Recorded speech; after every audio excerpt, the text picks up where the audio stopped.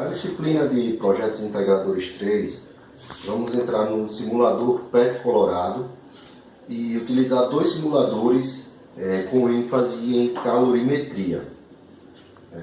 Pega aqui o computador, vamos entrar lá no PET Colorado e na calorimetria eu escolhi aqui a mudança de estado físico da matéria, né? A mudança de fase. Vou utilizar aqui a água como substância e demonstrar os seus estados, sólidos, líquido e gasoso. No estado sólido, a água está aqui a uma temperatura a 127 graus Celsius e a agitação térmica das partículas se torna bem pequena, as partículas estão quase coladas umas às outras. A gente pode aumentar aqui um pouco a temperatura, vou tentar chegar aqui a 0 grau Celsius, que é onde ocorre o processo de fusão, onde a água passa do estado sólido para o estado líquido a partir dessa temperatura, ou seja, começa a derreter, né? Se a gente falar de uma pedra de gelo, ela vai começar a derreter a 0 graus Celsius. No estado líquido eu tenho aqui a água já a 13 graus Celsius e a gente vê que a temperatura da água ela é maior, provocando assim uma agitação térmica das suas partículas maior, né?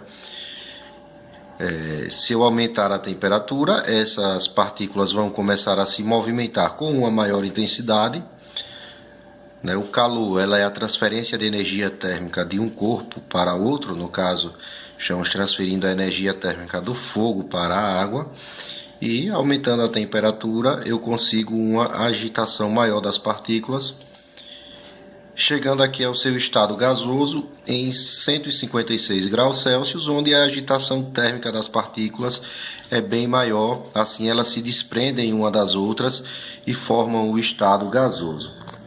Vou chegar aqui a 100 graus Celsius, onde é a temperatura que a água começa a realizar o seu processo de evaporação, né? De vaporização. Então ela aqui passa nos 100 graus Celsius, é quando a água ela passa do estado líquido para o estado gasoso. Continuando o próximo experimento aqui no PET Colorado, eu vou utilizar aqui a mudança de fase, só que com a primeira lei termodinâmica, né? Vamos lá mostrar aqui o que fala a primeira lei termodinâmica.